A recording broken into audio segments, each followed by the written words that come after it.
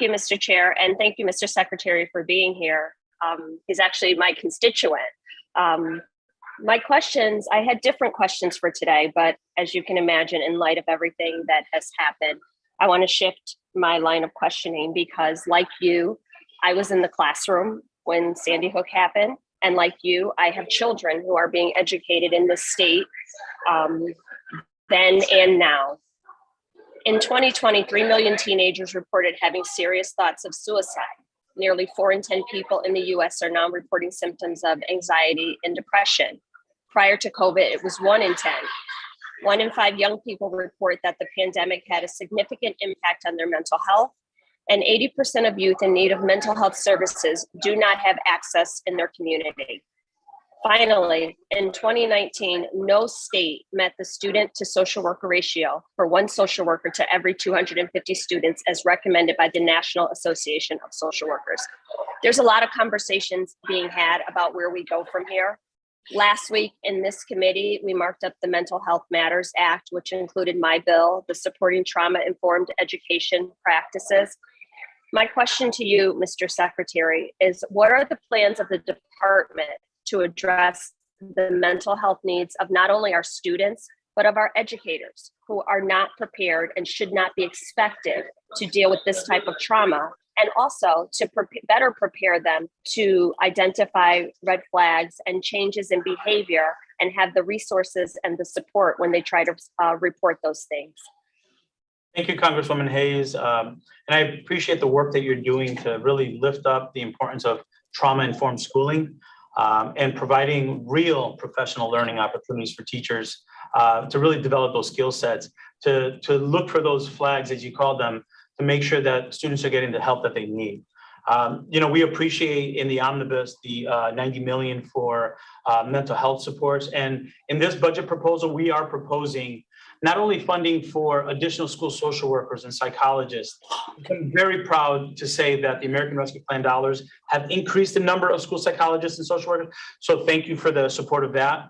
But we're also looking at full service community schools, because we know in our schools where mental health supports are also community-based, it's more likely that our students get access to it.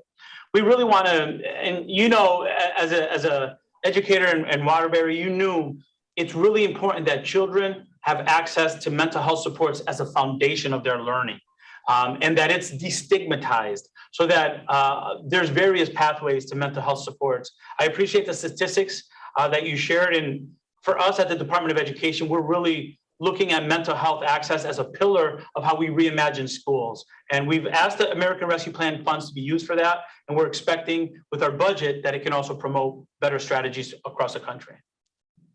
Thank you, Mr. Secretary. I'll also add, not only for the professionals who are trained in those areas, but many of our classroom teachers who never had any of this high-level training are the first ones who have to deal with these type of traumatic events. There's a lot of conversation about where we go next.